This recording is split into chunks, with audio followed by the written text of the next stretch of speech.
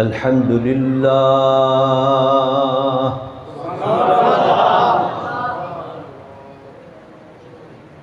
الحمد لله الذي لم يزل عالما قديرا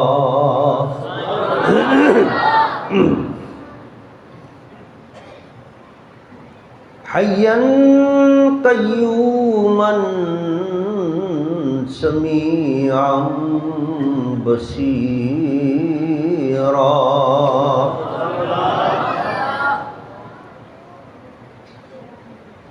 والصلاة والسلام على رسوله أرسله بالحق بشيرا ونذيرا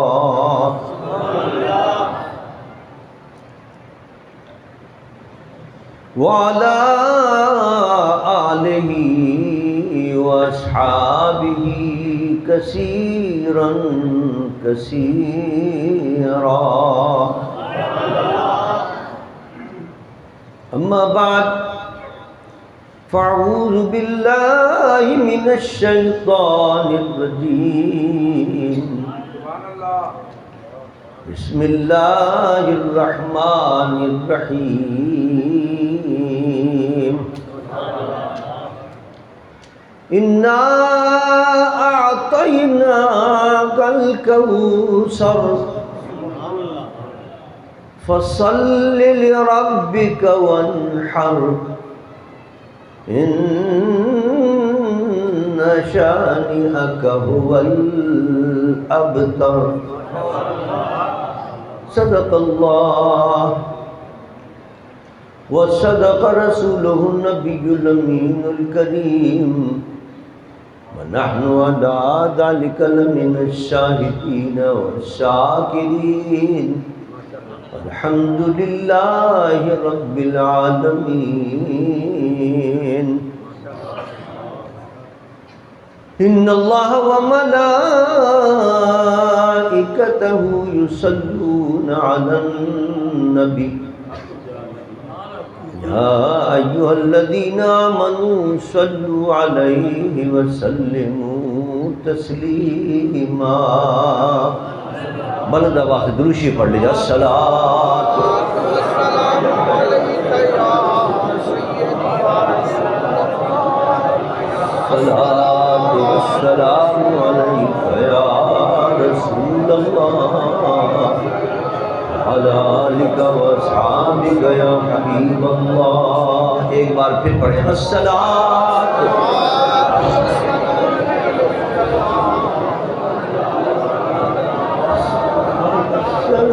والسلام عليك يا رحمة للعالمين وعلى آلك وأصحابك يا شفيع المذنبين.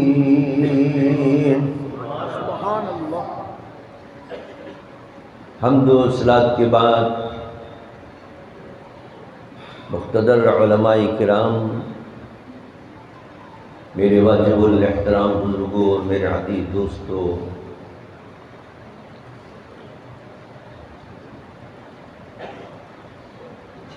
آپ کی اس کنگن پور میں کئی مرتبہ آنا ہوا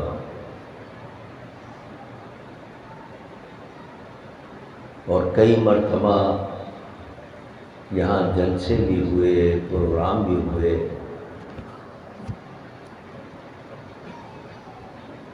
لیکن آج کا یہ جلسہ اور آج کا یہ پروگرام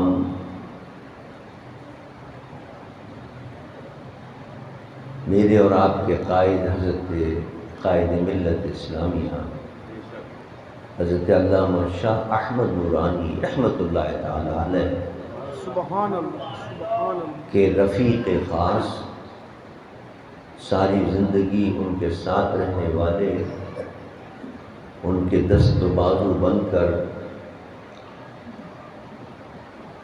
نظام مصطفیٰ کی جد و جہد کرنے والے محترم جناب ہمارے محمد اقبال بھٹی صاحب، انہوں نے آج یہ محفل سجائی ہے جمعیت علماء پاکستان کی زیر اہتمام اور پہلی مرتبہ ماشاءاللہ اس مسجد میں آنے کا اتفاق ہوا۔ بڑی خوبصورت مسجد بنائی ہے، مینار بھی بہت خوبصورت ہے۔ بنانے والوں کو بھی اور اس کی انتظامیہ کو بھی قلب کی گہرائیوں سے مبارکباد پیش کرتا ہوں۔ جنہوں نے اس کی تعمیر میں حصہ لیا ہے، اللہ ان کو اس کی بہترین جزا عطا فرمائے۔ اور آج کی یہ محفل سجانے میں، اس استقبال کے اندر ہمارے اقبال بھٹی صاحب کے ساتھ جن جن لوگوں نے بھی تعاون کیا ہے، ان کا ساتھ دیا ہے، جمعیت علماء پاکستان کے جو عہدیدار ہیں وہ بھی، اور کارکن ہیں وہ بھی، اور ہمارے مخلصین وہ بھی، اللہ تعالیٰ ان سب کو دنیا میں آخرت میں اس کی بہترین جزا عطا فرمائے۔ قرآن پاک کی میں نے چھوٹی سی صورت تلاوت کرنے کی سعادت حاصل کی ہے، جو ہم اور آپ اکثر نمازوں میں تلاوت کرتے رہتے ہیں، سورہ کوثر۔ قرآن میں اللہ فرماتا ہے اِنَّا أَعْطَيْنَاكَ الْكَوْثَرَ، محبوب ہم نے آپ کو کوثر عطا کر دیا۔ فَصَلِّ لِرَبِّكَ وَانْحَرْ، پس اب اپنے رب کے لیے نماز بھی پڑھیے اور قربانی بھی دیجیے۔ إِنَّ شَانِئَكَ هُوَ الْأَبْتَرُ، بے شک آپ کا جو دشمن ہے وہی مقتول نسل ہے۔ یہ اس سورت شریفہ کا ترجمہ تھا اور مفہوم تھا جو میں نے آپ کے سامنے پیش کیا۔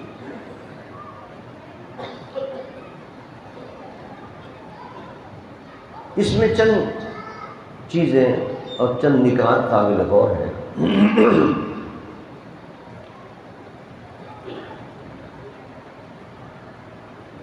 عربی زبان بڑی وسیع زبان ہے، ایک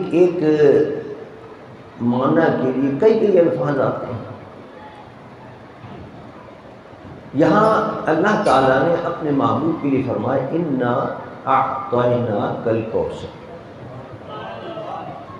سب سے پہلے تو یہ سمجھ لیں کہ کوثر کے معنی کیا ہے۔ علماء نے اس کو سینکڑوں معنی بیان کیا، لیکن سب سے جامع معنی یہ ہے کہ کوثر کثرت سے نکلا۔ اردو میں بھی کہتے ہیں کثرت، زیادتی کے معنی کرنا، اور کوثر اس سے مبالغے کا صیغہ ہے، اور اس کے معنی یہ ہے کہ ہم نے آپ کو ہر چیز کی کثرت عطا فرما، یعنی اس سے علماء نے حوض کوثر مراد دیا، نہر کوثر مراد دی، لیکن یہ بڑا جامع تفسیر ہے اس کی کہ محبوب ہم نے آپ کو ہر چیز کی کثرت عطا، کائنات میں کوئی حسن نہیں چھوڑا، کوئی کمال نہیں چھوڑا جو آپ کو نہیں دیا ہو، سارے کمالات، سارے حسن ہم نے آپ کو عطا فرمایا۔ یہ اِنَّا أَعْطَيْنَاكَ الْكَوْثَر کے لاجواب معنی اور یہ لاجواب تفسیر ہے۔ اب قابل غور بات یہ ہے کہ یہاں اللہ نے یہ نہیں فرمایا کہ اِنَّا آتَيْنَا، عربی میں دو لفظ آتے ہیں، آتینا دے دیا، اور اعطینا عین کے ساتھ عطا کر دیا۔ اب دونوں میں فرق ہے، یہ نہیں فرمایا ہم نے دے دیا، فرمایا ہم نے عطا کر دیا آپ کو کوثر۔ کیوں؟ دیکھیے دینے کے اندر اور عطا کرنے میں فرق ہے۔ کوئی چیز دی جائے تو اس کے دو پہلو ہوتے ہیں، کہ آپ نے اس کو تحفے میں کوئی چیز دے دی بغیر کسی بدلے کے، اس کو بھی کہتے ہیں دینا، اور اگر کسی چیز کے بدلے میں کوئی چیز دے اس کو بھی دینا کہتے ہیں۔ ایک شخص بیچ رہا ہے، پھل بیچ رہا ہے، فروخت کر رہا ہے، تو کہتا میاں تم نے مجھے 20 روپے دیے، میں نے اس کے بدلے میں تمہیں انگور دے دیے۔ اب یہاں بھی دینے کا لفظ ہے، لیکن یہ دینا بدلے کے اندر ہے، عوض میں ہے۔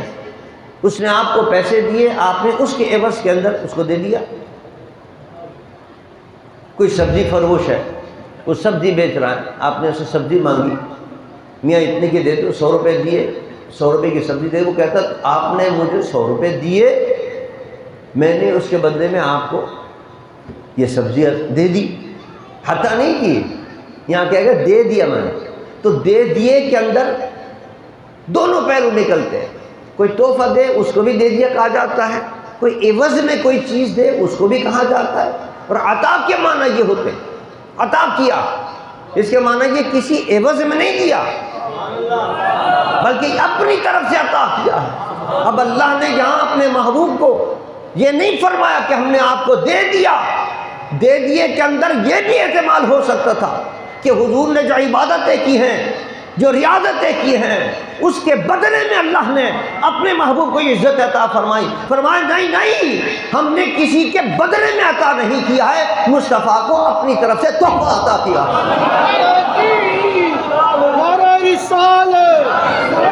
اس میں فرق کیا ہے؟ اس کے اندر کمی اور نقصان بھی تو ہوتا ہے نا۔ بھائی کسی نے 100 روپے دیے تو اتنے حساب سے انگور آئیں گے نا، 200 روپے دیے تو اس کے حساب سے آئیں گے، کوئی 500 روپے دے گا تو اس کے حساب سے آئیں گے، یعنی دینے کے اندر تو عوض دیکھا جاتا ہے نا، عوض کتنا ہے، اس کے بدلے کے اندر تھوڑا بھی زیادہ ہوگا کم بھی ہوگا، لیکن یہاں اللہ نے فرمایا چونکہ کسی کے عوض کے اندر نہیں ہے ہماری عطا، اور ہم نے اپنے محبوب کو جو کمالات عطا کی ہیں وہ چونکہ کسی کے بدلے میں نہیں ہے، لہذا اس میں کسی نقصان کا اور کمی کا کوئی گمان بھی نہیں ہے، ہم نے اپنے محبوب کو یہ کمالات بے حد و حساب عطا فرما دی۔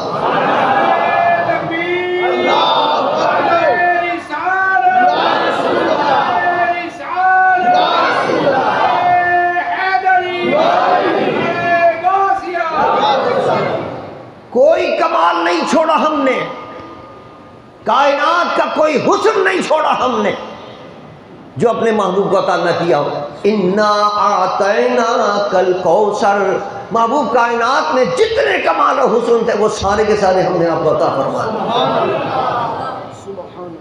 اسی لیے امام اہل سنت فاضل بریلوی شاہ مظاہر رحمۃ اللہ علیہ حضور کی اوصاف کو اور حضور کی شانوں کو بیان کرتے ہیں، فرماتے ہیں کہ سرور کہوں کہ مالکو، مولا کہوں تجھے، سرور کہوں کہ مالک مولا کہوں تجھے، ارے باغ خلیل کا گل زیبا کہوں تجھے۔ اللہ فرماتے ہیں محبوب آقا آپ کے کس کس وصف کو بیان کروں، آپ کی کس کس شان کو بیان کروں، سرور کہوں، مالک کہوں، باغ خلیل کا گل زیبا کہوں، کیا کیا صفت آپ کی بیان کروں، کیا کیا وصف آپ کے بیان کروں۔ اور اگلے شعر میں فرماتے ہیں کہ تیرے تو بس عیب تناہی سے ہے بری، تیرے تو بس عیب تناہی سے ہے بری، یعنی کیا مطلب کہ کسی چیز کا ختم ہو جانا یہ بھی تو عیب ہے نا۔ حالت فرماتے ہیں کہ میرے مصطفیٰ کے تو کمالات ختم ہی نہیں ہو رہے نا، اگر میں کہتا ہوں یہ ہے کہاں تک کہوں گا، کہاں تک اوصاف بیان کروں گا، حضور کے تو وصف کی انتہا ہی نہیں ہے، یہ انتہا ہونا یہ بھی نقص ہے، اور میرے آقا اس نقص سے بھی بری ہیں، حضور کے اوصاف کی انتہا نہیں ہے، تو کیا ہوا پھر؟ فرماتے ہیں تیرے تو وصف عیب تناہی سے ہے بری، ارے حیران ہوں میرے شاہ کہ کیا کیا کہوں تجھے، حیران ہوں میرے شاہ کہ کیا کیا کہوں تجھے۔ یا رسول اللہ کس کس وصف کو آپ کے میں بیان کروں؟ اللہ نے جب آپ کو کہا جنات نا کل کوثر، ساری کائنات کی حسن عطا کر دیے، سارے کمالات عطا کر دیے، کوئی ایک ہو تو میں بیان کروں، کوئی 10 ہو تو میں بیان کروں۔ بابا تشریف رکھیں، بابا کو بٹھا دیں، بابا کو بٹھا، کوئی نہ اٹھے میرے تقریر کے دوران، کوئی نہ اٹھے۔ اللہ اب آپ اندازہ کریں، اعلیٰ فرماتے ہیں کہ اگر 40 بھائی میری تقریر دوران کوئی صاحب نہ اٹھیں، یا اس میں کوئی شک نہیں کہ آپ کے یہ پنجاب کا طریقہ ہے، آپ لوگ اپنے کیا نام ہے مقرروں کو دیتے بھی ہیں اور ان کے اوپر نشاور کرتے ہیں پیسے، لیکن میری تقریر کے دوران یہ میرا مزاج نہیں ہے، آپ تشریف رکھیں۔ اب ذرا دیکھیے، فرمایا کہ یا رسول اللہ اگر آپ کے کوئی 10 ہو، 20 ہو، 40 ہو، 50 ہو، 1000 ہو، 2000 ہو، لاکھ ہو، 2 لاکھ ہو، وصف اگر ہو تو میں بیان تو کروں، لیکن اللہ نے تو بے حد و حساب وصف آپ کو بیان کیے ہیں، تو کہاں تک بیان کروں؟ تو تیرے تو وصف اے بے تناہی سے ہیں بری، حیران ہوں میرے شاہ کہ کیا کیا کہوں تجھے۔ اب آخری شعر اس نعت کا پورا خلاصہ نچوڑ بیان کر دیا اور 2 لفظوں میں مصطفیٰ کی شان بیان کر دی۔ فرمایا کہ لیکن رضا نے ختم سخن اس پہ کر دیا، حضور کی شان تو بیان ہو نہیں سکتی۔ انا اعطیناک الکوثر، بے حد و حساب اللہ نے اوصاف بیان کیے ہیں، کوئی کر ہی نہیں سکا بیان۔ تو میں نے امام احمد رضا خان رحمۃ اللہ تعالیٰ علیہ فاضل بریلوی فرماتے ہیں بس میں نے اپنی بات اس پہ ختم کر دی۔ کس پہ ختم کی؟ لیکن رضا نے ختم سخن اس پہ کر دیا کہ خالق کا بندہ خلق کا آقا کہوں تجھے۔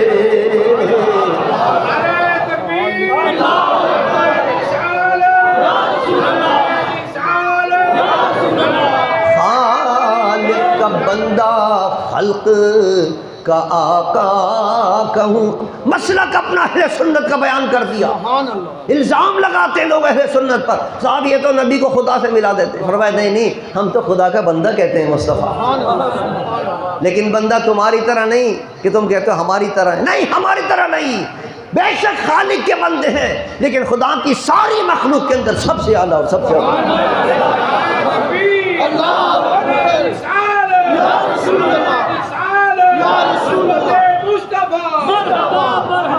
کوئی کائنات کے اندر اللہ نے ایسا پیدا ہی نہیں کیا ہے کہ جو مصطفیٰ جیسا، بے مثل و بے مثال اللہ نے اپنے محبوب کو بنا کر بھیجا ہے۔ ہر ادا ان کی بے مثل و بے مثال، ہر چیز ان کی بے مثل و بے مثال۔ جب اللہ نے یہ فرما دیا انا اعطیناک الکوثر، ساری کائنات کے محبوب ہم نے آپ کو کمالات دے دیے ہیں، تو پھر کون مقابلہ کر سکتا حضور؟ اور پھر ایسا نبی، پہلے نبی بھی آئے ان کو بھی اللہ نے کمالات عطا کیے۔ اب آپ دیکھیے ایک اور چیز بھی قابل غور، انا اعطینا ماضی کا سکھایا، 3 زمانے ہیں، ماضی، حال اور مستقبل۔ یا تو یہ کہا جاتا ہے کہ ہم نے یہ چیز دے دی، یا یہ کہا جاتا ہے دے رہے ہیں، یا یہ کہا جاتا ہے دیں گے۔ 3 زمانے ہیں نا، ماضی، حال اور مستقبل۔ اللہ نے یہ نہیں فرمایا ہم دے رہے ہیں آپ کو، قابل غور بات، مضارع کا صیغہ استعمال نہیں کیا، یہ بھی نہیں کہا ہم دیں گے آپ کو، یہ بھی نہیں کہا۔ اس سورہ میں فرمایا نا آتینا، ماضی میں دے دیا، مولا کب دیا؟ حضور تو آپ کائنات میں اس عالم کون و مقام میں جلوہ گر ہوئے ہیں، کہنا یہ چاہیے تھا آپ دے رہے ہیں۔ جب حضور اس عالم میں آ گئے 12 ربیع الاول شریف کو جلوہ گر ہو گئے، فرمایا نہیں ابھی ہمارا محبوب اس عالم میں آیا بھی نہ تھا، کائنات بنی بھی نہ تھی، نور مصطفیٰ کو ہم نے سب کچھ عطا کر دیا تھا۔ نعرہ رسالت، نعرہ تحقیق، نعرہ حیدری، حضرت ڈاکٹر صاحبزادہ ابوالخیر محمد زبیر علی۔ پوچھا صحابہ نے متى وجبت لك النبوت یا رسول اللہ، یا رسول اللہ یہ نبوت کب ملی آپ کو؟ یہ نبوت کب ملی آپ؟ ہم نے تو یہ دیکھا ہے حضرت عیسیٰ آئے اس عالم میں جلوہ گر ہوئے، پھر اللہ نے نبوت عطا فرمائی۔ حضرت موسیٰ آئے، اللہ نے پھر ان کو نبوت عطا فرمائی۔ حضرت آدم آئے، پھر اللہ نے ان کو نبوت عطا فرمائی۔ حضرت نوح آئے دنیا میں، پھر اللہ نے نبوت ان کو عطا فرمائی۔ حضرت یوسف آئے، پھر اللہ نے ان کو نبوت عطا فرمائی۔ حضرت یونس آئے، اللہ نے پھر ان کو نبوت عطا فرمائی، حضرت نوح آئے دنیا میں، پھر ان کو آپ کو نبوت کب ملی؟ میرے مصطفیٰ نے فرمایا کنت نبیا وآدم بین الروح والجسد۔ ہمارے یہاں آنے کے بعد نبوت نہیں ملی، مجھے تو اس وقت نبوت مل گئی تھی جب آدم کا خمیر بن رہا تھا، آدم ابھی جسم اور روح کے درمیان تھے کہ اللہ نے مجھے اس وقت نبوت عطا فرمائی۔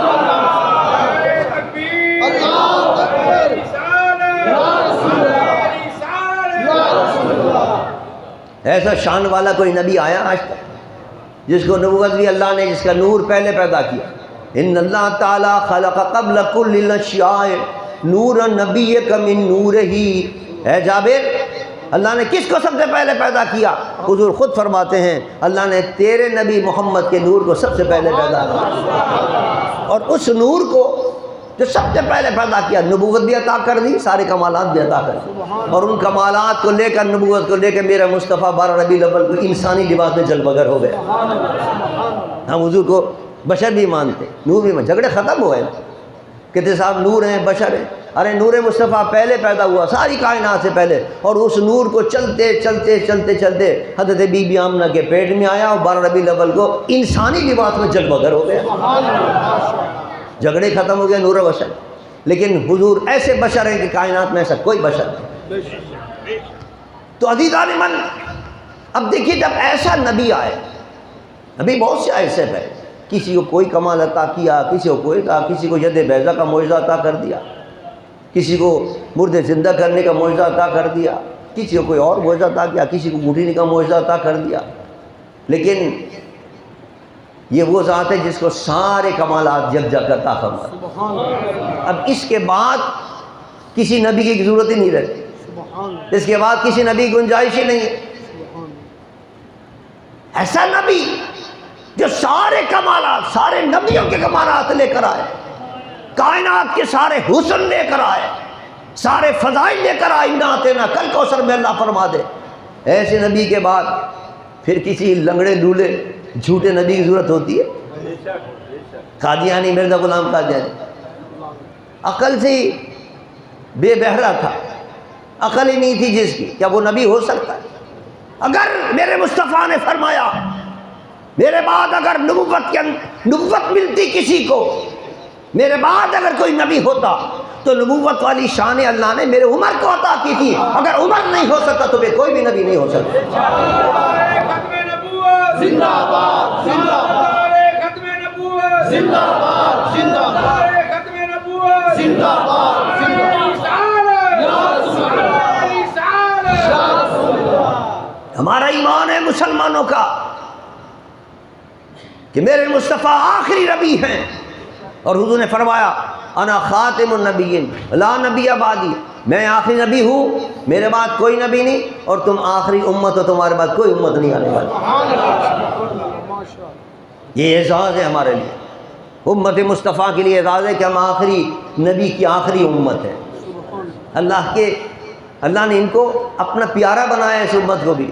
کنتم خیر امت اخرجت للناس تأمرون بالمعروف وتنہون عن المنکر۔ ساری امتوں میں بہت ساری امتیں آئی ہیں، لیکن تم سب سے بہتر امت ہو اس لیے کہ میرے محبوب کے دامن سے وابستہ۔ ہم الحمدللہ ایمان رکھتے ہیں ختم نبوت پر، اور ختم نبوت پر آج سے نہیں، میرے مصطفیٰ کے دور سے حملے شروع ہو گئے۔ مسلمہ بن کذاب آیا، اسود عنسی آیا جس نے دعویٰ کیا نبوت کا، لیکن الحمدللہ حضور کی عشاق اس وقت سے مقابلہ کر رہے ہیں، اور آج تک مقابلہ ہو رہا ہے الحمدللہ۔ جو جھوٹا نبی آتا ہے، نبی کے غلام کھڑے ہو کر اس کا مقابلہ کرتے ہیں۔ سب سے پہلا مقابلہ جس نے کیا وہ ابو بکر صدیق رضی اللہ تعالیٰ عنہ تھے۔ سب سے پہلا مقابلہ مسلمہ بن کذاب۔ لوگوں نے کہا حضور ابھی اس عالم سے پردہ فرمایا ہے، کہیں ایسا نہ ہو کوئی بغاوت شقاوت ہو جائے، پتہ نہیں جہاد میں کوئی جائے نہ جائے تو ٹھہر جائیں تھوڑا سا. ٹھہرنے کے بعد پھر مسلمہ بن بزاع کا مقابلہ. فرمایا نہیں مسلمہ بن کذاب نے جھوٹی نبوت کا دعویٰ کیا ہے, ایک آن بھی اس کو نہیں رہنے دینا دنیا میں, اس کا مقابلہ کر کے جہنم حاصل کرنا. اور مقابلہ کیا, چھوٹا موٹا مقابلہ نہیں ہوا. 1200 صرف حفاظ شہید ہوئے اس کے اندر. 1200 حفاظ نے اپنی جانوں کے نذرانے پیش کیے, شہادت کا نذرانہ پیش کیا. اللہ نے ان کی شہادتوں کو قبول فرمایا. نعرہ تکبیر. رضی اللہ تعالیٰ عنہ نے مسلمہ بن کذاب کے خلاف پورا لشکر بھیجا, صحابہ کرام اس کے اندر سینکڑوں کی تعداد, اور جانوں کے نذرانے پیش کیے, لیکن مصطفیٰ کی ختم نبوت کا تحفظ کیا ہوا. سب سے پہلا مقابلہ وہ ہوا, اس کے بعد پھر چلتے رہے. ہر دور کے اندر میرے مصطفیٰ نے فرمایا 30 کذاب اور دجال آئیں گے, 30 کذاب اور دجال آئیں گے, سب جھوٹے ہوئے. اس وقت سے سلسلہ چل رہا ہے. اور اس دور کے اندر جو کذاب و دجال مرزا غلام قادیانی آیا, بڑے بڑے اولیاء نے مقابلہ کیا, بڑے بڑے علماء نے مقابلہ کیا, کتابیں لکھی اس کے خلاف, مناظرے ہوئے اس کے خلاف. اور گولڈ کے بے تاج بادشاہ حضرت پیر میر شاہ رحمۃ اللہ علیہ نے مباہلہ فرمایا کہ تو بھی قلم رکھ دے, میں بھی قلم رکھ دیتا ہوں. تو نبوت کا دعویٰ کرتا ہے, میں نبی کا غلام ہوں گا, قلم کو حکم دوں گا خود بخود لکھنا شروع کر دے. اس میں بھی بھاگ گیا, وہ مباہلے میں بھی نہیں آ سکا. بڑے بڑے مقابلے.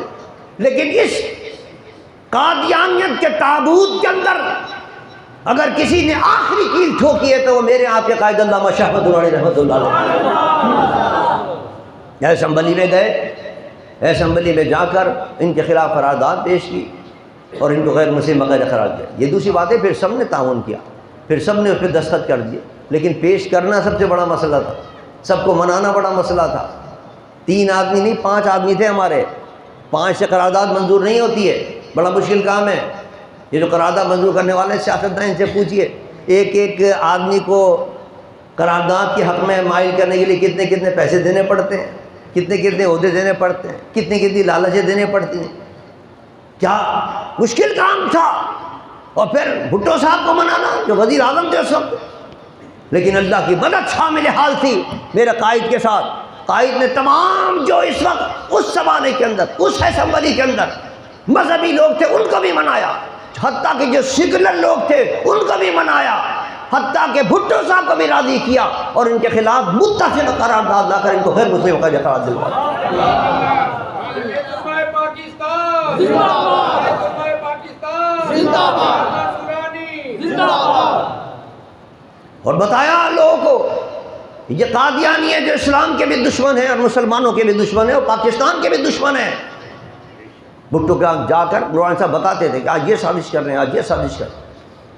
اس سے بڑی سازش کیا ہوگی آپ اندازہ کریں کہ اس وقت یروشلم کے اندر اگر کسی کا دفتر کھلا ہوا ہے تو قادیانی کا دفتر کھلا ہوا ہے. کہ اب بھی کوئی کہے گا کہ نہیں صاحب یہ ہمارے پاکستان کے ساتھ محبت کرنے والے ہیں, کیا مسلمان ہیں؟ ریکارڈ کے اندر موجود ہے, اسرائیل کی فوج کے اندر قادیانی موجود ہیں. اسرائیلی فوج اس غزہ میں جس طرح ظلم کے پہاڑ توڑ رہی ہے اس کے اندر ان کا بھی ہاتھ ہے.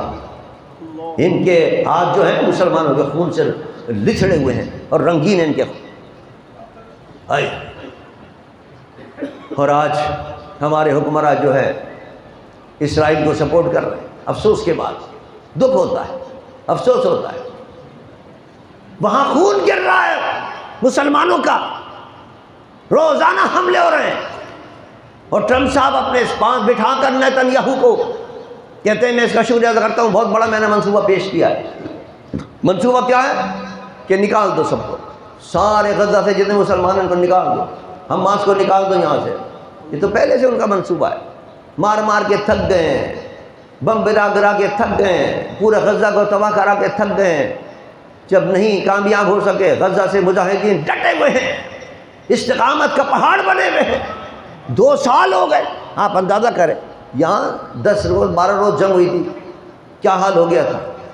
10-12 روز نہیں, 10-12 مہینے نہیں, 2 سال ہو گئے جنگ.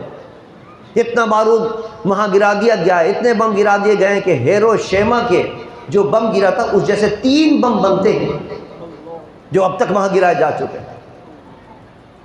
5 لاکھ کے قریب مسلمان جان کا نذرانہ پیش کر چکے ہیں، ابھی بھی ان کی پیاس نہیں بجھ رہی، کہتے ہیں نہیں سب کو ختم کرنا ہے، ایک کو نہیں چھوڑنا وہاں۔ اور ہمارے وزیر اعظم صاحب کہتے ہیں واہ واہ واہ واہ کیا منصوبہ پیش کیا ہے، فوراً تعریف کرنی چاہیے۔ ارے بھائی دیکھ تو لو کیا لکھا ہے اس کے اندر۔ جب عوام کھڑے ہوئے اور عوام نے احتجاج شروع کیا تو نائب وزیر اعظم صاحب کہتے ہیں نہیں صاحب یہ وہ تو نہیں لگ رہا جو ہم جس پہ دستخط کر کے آئے تھے۔ عوام کے دباؤ کے اندر انکار کر رہے ہیں، اور وہاں پول کھل رہا ہے بیٹھ کے ان کی۔ ٹرمپ کہتا ہے نہیں اسی پہ دستخط کر کے گئے ہیں، اسی پہ دستخط کر کے گئے۔ یہ غزہ کے مظلوموں کے غدار ہیں، یہ غزہ کے مسلمانوں کو مروانے والے یہ ہیں جو پیش کر رہے ہیں جناب، جو مقدمہ اور جو کیا نام ہے منصوبہ پیش کیا ٹرمپ نے اس کے اوپر دستخط کر کے آئے ہیں۔ اب عوام کے دباؤ پر انکار کر رہے ہیں، اور اس سے بڑا ظلم کسی کو آواز نہیں اٹھانے دے رہے۔ لبیک والوں نے آواز اٹھائی تو گولیاں برسانی شروع کر دی۔ کوئی اور جلسہ ہوتا ہے اس کو مارتے ہیں، کہتے ہیں نہیں ان کو آواز نہیں اٹھانا دی اسرائیل کے خلاف۔ اسرائیل تو ہمارا دوست ہے، استغفر اللہ۔ یا ایھا الذین آمنوا لا تتخذوا اليہود والنصارى اولیاء بعضهم اولیاء بعض۔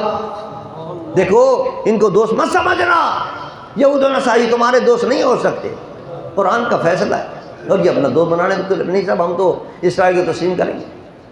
کل میں نے پوری اے پی سی بلائی تھی، کل لاہور میں اے پی سی تھی، تمام مذہب کے اور تمام مسالک کے لوگ جمع ہوئے، ان کے قائدین جمع ہوئے، اور ہم نے اعلان کیا، ہم نے کہا ہم یہ 2 ریاستی منصوبہ مانتے ہیں، نہ اسرائیل کو تسلیم کرنے والی بات مانیں گے اور نہ پاکستان کی قوم اس بات کو مانے گی جو یہ منصوبہ لے کے آئے ہیں، کیا نام ہے ٹرمپ صاحب، اور کہتے ہیں کہ نہیں صاحب امن اس طرح کا امن کیا غزہ کے مسلمانوں کو مار کر امن قائم ہوگا؟ کیا ان کے لاشوں پر آپ امن قائم کرنا چاہتے ہیں؟ کوئی امن قائم نہیں۔ اگر آپ امن قائم کرنا چاہتے ہیں غزہ کے جو حماس کے لوگ ہیں ان کو شامل کریں فیصلے کے اندر، ان سے بیٹھ کر فیصلہ کریں، تب یہاں امن قائم ہوگا۔ اور دیکھ چکے ہیں امریکہ اپنی حالت دیکھ چکا ہے کہ کل تک کہا کرتا تھا یہ طالبان بڑے دہشت گرد ہیں، تورا بورا کے اندر کس طرح بم برسائے اس نے۔ وہ میرے قائد کہا کرتے تھے کہ ہم نے اپنی آنکھوں سے ایک سپر پاور کو تو یہاں سے ذلیل ہو کے روس کو نکلتے ہوئے دیکھا ہے۔ میرے قائد علامہ شاہ حمدانی فرمایا کرتے ہیں ایک دن آئے گا کہ امریکہ بھی یہاں سے ذلیل ہو کے نکلے گا، اور ہم نے دیکھا اپنی آنکھوں سے۔ یہ تو پرسوں ترسوں کی بات ہے نا کہ کس طرح وہاں سے امریکہ بھاگا ہے بری طرح ذلیل ہو کر افغانستان سے، جوتیاں چھوڑ کے اپنے بھاگے، اسلحے چھوڑ کے اپنے بھاگے ہیں۔ آپ نے منظر دیکھا ہوگا، وہ طیارہ جا رہا ہے اس کے اندر لٹک گئے لوگ، ہم بھی جائیں گے ہم بھی چلیں گے، یہ ماریں گے ہمیں۔ کل تک تو تم کہہ رہے تھے کہ یہ دہشت گرد ہیں، اور وہاں بیٹھ کر ان سے معاہدے کر رہے تھے کہ خدا کے باتیں ہمیں امن سے یہاں سے جانے دو۔ یاد رکھیے یہ جہاد کی برکت ہے، یہ اسلام کی عزت اور عظمت ہے۔ میرے آقا نے فرمایا جب تک جہاد کرتے رہو گے اللہ تمہیں عزت عطا فرماتا رہے گا۔ ابھی چند جو پہلے جہاد کیا تھا نا ہماری پاک فوج میں، رافیل ہندوستان کے گرا دیے اور عظیم اللہ نے فتح عطا فرمائی، یہ جہاد کا صدقہ تھا۔ اگر خاموش بیٹھے رہتے تو ذلیل ہوتے، رسوا ہوتے۔ میرے آقا نے فرمایا ذلیل ہوں گے وہ رسوا ہوں گے جو جہاد نہیں کریں گے۔ آج امت مسلمہ جہاد نہیں کر رہی ہے، غزہ کے اندر ذلیل ہو رہی ہے، رسوا ہو رہی ہے۔ روزانہ آتا اسرائیل، کبھی جناب کیا نام ہے شام کے اندر مار کے چلا جاتا ہے، کبھی یمن کے اندر مار کے چلا جاتا ہے، کبھی لبنان کے اندر لوگوں کو مار کے چلا جاتا ہے، دوحہ کے اندر مار کے چلا گیا، اور سارے جتنے عرب سربراہ خاموش تماشائی بنے بیٹھے ہوئے۔ ارے اللہ کا حکم آ گیا جہاد کرو ان کے ساتھ، مت ڈرو۔ وَكَمْ مِنْ فِئَةٍ قَلِيلَةٍ غَلَبَتْ فِئَةً كَثِيرَةً بِإِذْنِ اللَّهِ۔ اللہ فرماتا ہے تھوڑے بھی ہو نا تو ڈرنا مت، ہم تمہاری مدد کریں گے۔ اور یہاں تھوڑے نہیں ہیں، اسرائیل اتساع ہے تو اس کے مقابلے میں کئی عرب مسلمان ہیں، لیکن ان کے حکمراں جو ہیں وہ بے غیرت بن گئے۔ مسلمان جتنے حکمراں ہیں ان کی ہمت اور غیرت ختم ہو گئی ہے، روزانہ آ کے مار کے چلا جاتا اسرائیل اور کچھ نہیں کرتا۔ اگر غیرت ہوتی اور ہمت ہوتی، محمد بن قاسم صرف ایک عورت نے 2-3 بچیوں نے پیغام دیا تھا کہ ہمیں اس نے راجہ داہک نے پکڑ لیا ہے، اس نے کہا کھانا نہیں کھاؤں گا جب تک کہ ان کو نہیں چھڑا دوں۔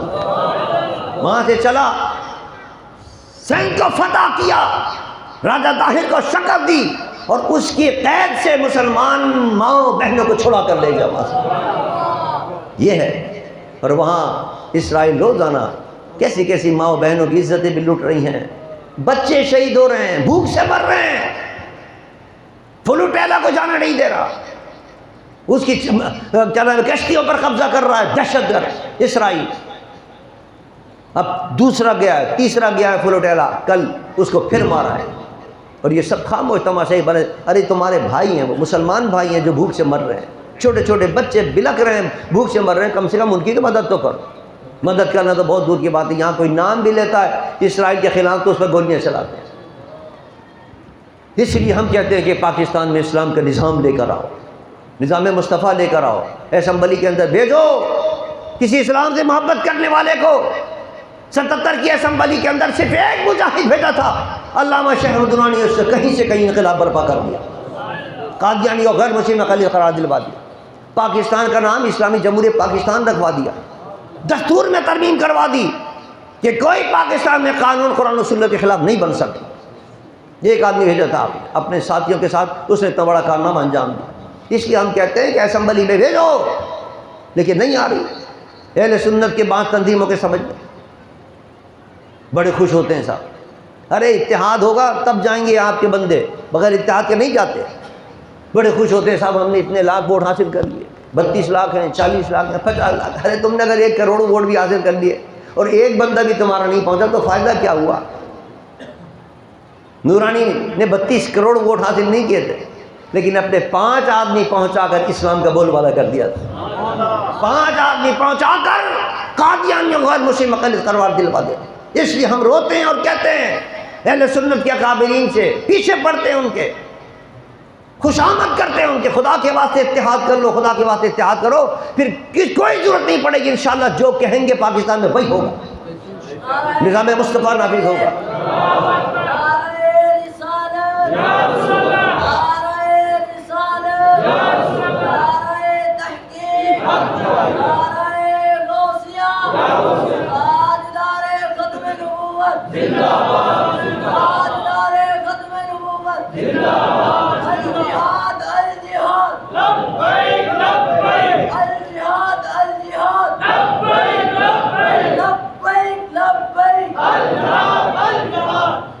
نہیں کرو گے اتحاد، سن لو، یہ ظالم اور جابر حکمراں، یہ امریکہ کے ایجنٹ حکمراں اسی طرح سنیوں کو شہید کرتے رہیں گے، جیسے کل شہید کیا،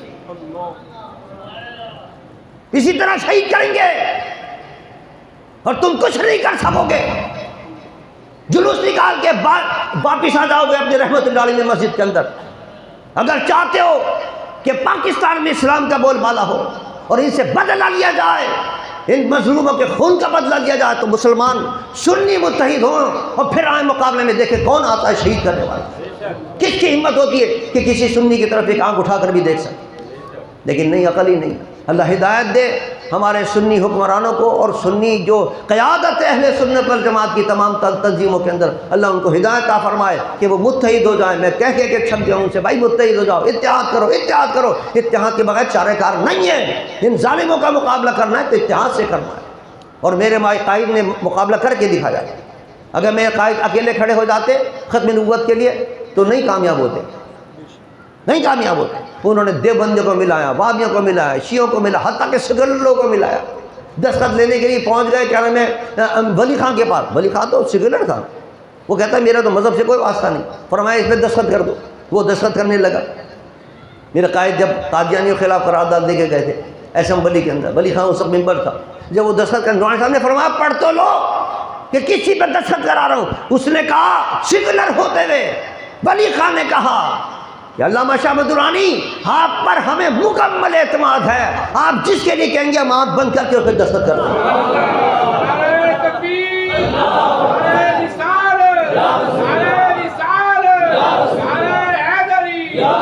ایسی قیادت ہو جس پر دوسرے اپنے نہیں بیگانے بھی اعتماد کرے، اور وہ میدان میں آئے، پھر دیکھو سنی بھی سارے پیچھے ہوں گے، تمام مسالک کے لوگ اس کے پیچھے ہوں گے، پاکستان میں اسلام کا انقلاب آئے گا انشاءاللہ۔ اللہ ہمیں آپ کو سب کو اتحاد کی توفیق عطا فرمائے، اور پاکستان میں اسلام کے نظام کے لیے جو ہم جدوجہد کر رہے ہیں اللہ میں اس میں کامیابی عطا فرمائے، اور غیب سے ہماری مدد فرمائے۔ 2 بجے نماز ہوگی، لہذا میں اپنے بیان کو